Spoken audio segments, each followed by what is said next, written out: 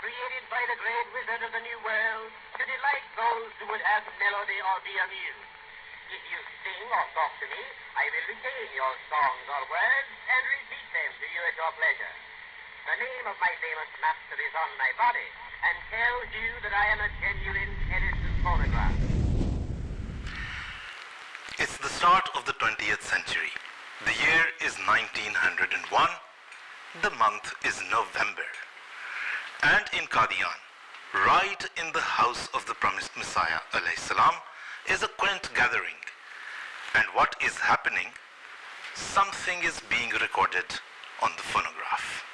Let's go back in time, more than 100 years.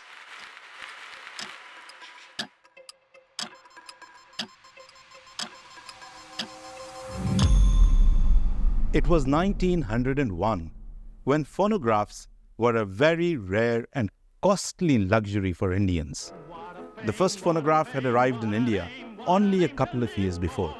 It was seen as a status symbol owned exclusively by the wealthy and affluent Indians, the elite like Nawabs and Rajas and Maharajas. So how did it reach the humble abode of the promised Messiah?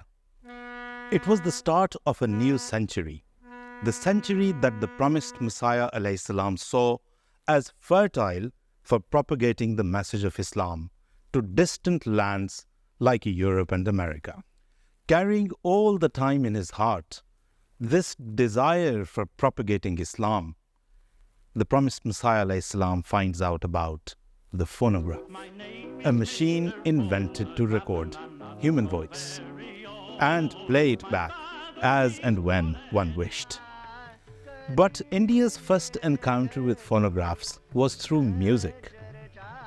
Thomas Edison was manufacturing phonographs, and his agents were selling it and making fortunes out of it. One of his accomplices took the phonograph to India and recorded voices of Indian classical singers and melodies of musical instruments. But this is obviously not what the promised Messiah wanted it for. He wanted to use it for spreading Islam. But it was a rare commodity, a luxury rather, only owned by privileged members of the elite nobility. One of his devout followers, Hazrat Nawab Muhammad Ali Khan Raziyallahu Ta'ala Anhu, found out about the desire of his holy master. He was a Nawab from the ruling class of the Malir Kotla estate, and in only a few days' time, he arrived in Qadian with a phonograph. Nawab Muhammad Ali Khan's personal records show that he had purchased the phonograph from T.E. Bevan and Company, a distributor of Edison phonographs in India and based in Calcutta. And going through the records of T.E. Bevan and Co., we can confirm that the phonograph that he purchased, the one used by the promised Messiah alayhi salam, was this model, the one that you can see right here. The Edison Standard Phonograph, manufactured in 1901. Now let's go back to Darul Masih, the humble abode of the promised Messiah, where residents of Qadian are assembled around the phonograph. The promised Messiah quickly wrote a poem. आवाज़ आ रही है,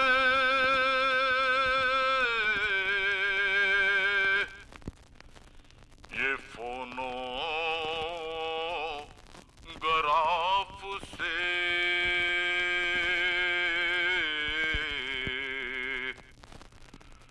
ढूंढो खुदा को दिल से, नलाफो गुज़ाफ से. So says the sound of the phonograph. Seek God through hearts and not through tales and fables.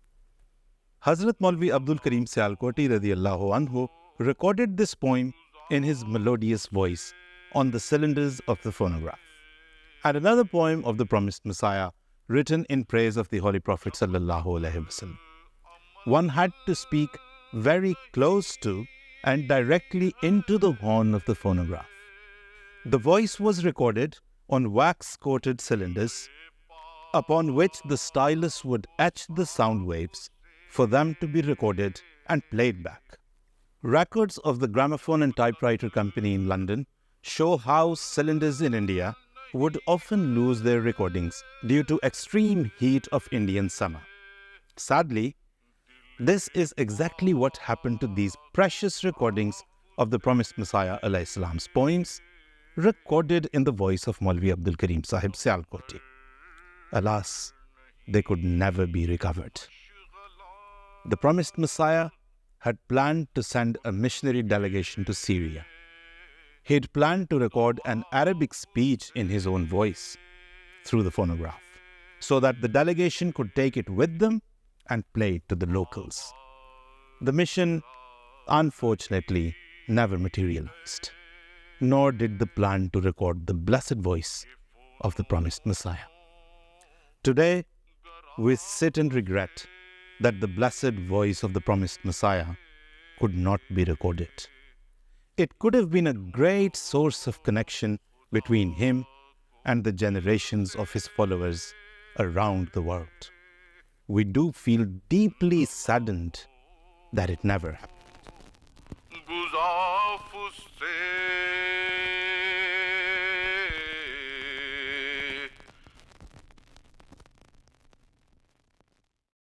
आज रुए ज़मीन पर जमात अहमदिया के अलावा कोई जमात नहीं जो वैसी जमात तमाम दुनिया में क़याम नमाज का एहतमाम कर रही हो।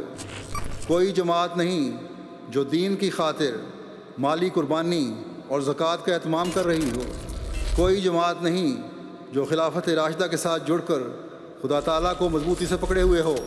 कभी पुरसोज लहजे में हमें कुरआन सुनाता है, कभी हम दो सना करते हुए नगमात गाता है। तुम मुसलमान और हकीकी मुसलमान हो। अल्लाह ताला तुम्हारा मौला और तुम्हारा मददगार है। व नेमल मौला व नेमन नसीर।